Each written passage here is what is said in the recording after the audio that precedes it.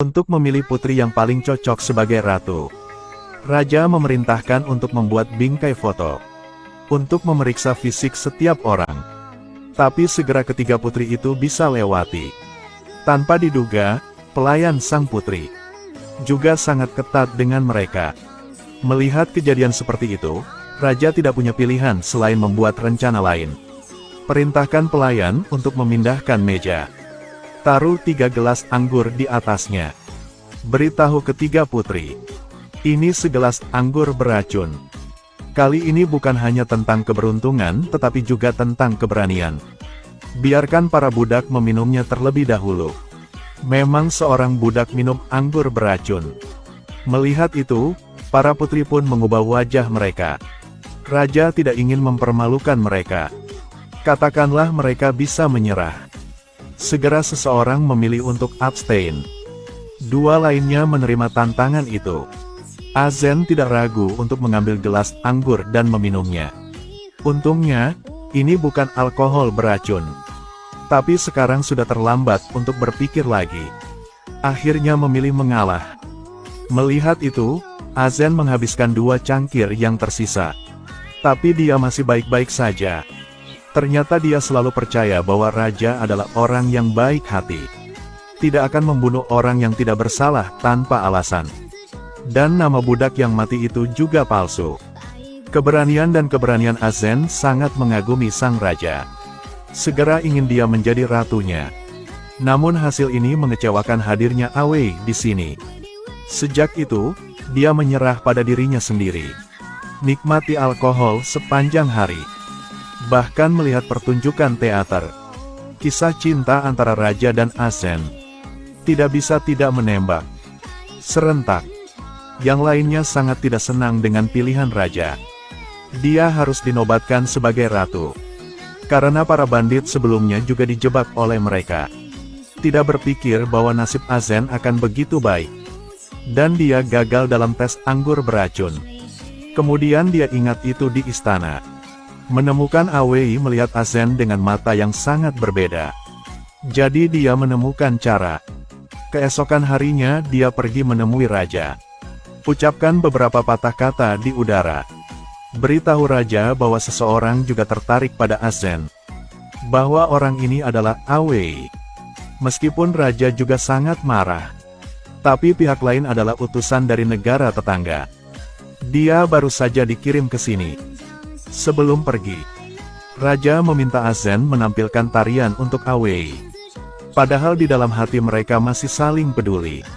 Tapi mereka juga mengerti itu sejak perpisahan ini. Tidak pernah melihatnya lagi. Namun saat Awei hendak pergi, seorang pelayan Zen menahannya. Katakan bahwa Azen ingin bertemu dengannya lagi.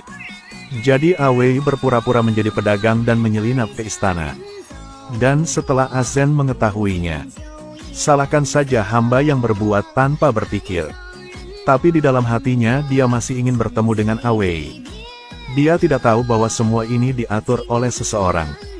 Juga pada saat yang sama, Awei menyesal tidak mendengarkan Azen. Jika mereka melarikan diri bersama, maka mereka tidak perlu berada dalam situasi seperti ini. Tapi sekarang Azen sudah menikah dan permaisuri. 2 orang hanya bisa melepaskan. Tidak mengira raja menerima berita itu dan pergi ke sana. Tepatnya melihat ini, menjadi sangat marah. Raja memutuskan untuk mengeksekusinya di depan umum. Ratu akan segera dieksekusi. Tapi kemudian sekelompok pengemis berdiri.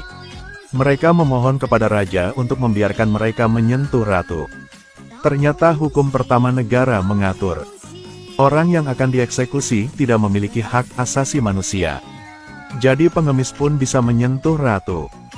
Dalam keputusasaan, raja tidak punya pilihan selain setuju. Tiba-tiba, Azen diculik. Seorang Wei datang untuk menyelamatkannya. Tapi karena hubungan mereka, Awei tidak berani terburu-buru pulang. Sebaliknya, kelilingi dunia dengan Azen. Karena cedera sebelumnya. Juga, tidak ada makanan di padang pasir. Awei dengan cepat kehilangan kesadaran. Ketika raja muncul, dia tidak bisa melepaskan tangan Azen. Dia tidak punya pilihan selain merendahkan diri untuk membawa Azen kembali. Tapi ditolak. Dia menjadi marah. Raja memerintahkan semua orang untuk tidak membantu Azen. Dipaksa menemui jalan buntu. Dia harus kembali ke istana. Perdagangkan kebebasannya untuk hidup demi Awei. Tunggu sampai Awei bangun. Hanya bisa ditukar dengan kekecewaan. Nasib antara dia dan Azen berakhir di sini. Tapi tidak lama kemudian, seorang Zen menyusul mereka. Ternyata Xiao Mei mengetahui bahwa rencananya untuk menjadi permaisuri telah gagal. Jadi, bersama para jenderal kerajaan, mereka berkolusi dengan para pejabat. Raja tidak memiliki persiapan sama sekali. Dikelilingi dan tidak dapat kembali. Hanya bisa lari karena malu. Dan Azen mendapat bantuan dan melarikan diri. Menghadapi permintaan bantuan Azen, tentu saja Awei tidak bisa mengabaikannya. Untungnya mereka tiba tepat waktu, menghalangi jalan pemberontak. Raja juga menyimpan kekuatannya. Pada saat ini, seorang pelayan Zen mencuri harta Xiao Mei, tapi terjebak dalam pertempuran. Perselisihan pecah antara kedua belah pihak. Xiao Mei ditusuk sekali di perut. Meskipun dia akhirnya membunuh orang, tapi tidak bisa lari. Setelah kejadian ini, Raja tidak lagi ingin bersama Azen. Jadi dia memilih untuk melepaskan.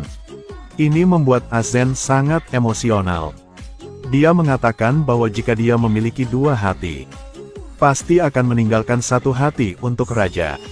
Sayangnya, dia hanya punya satu. Raja tahu, Azen tidak bisa bersamanya.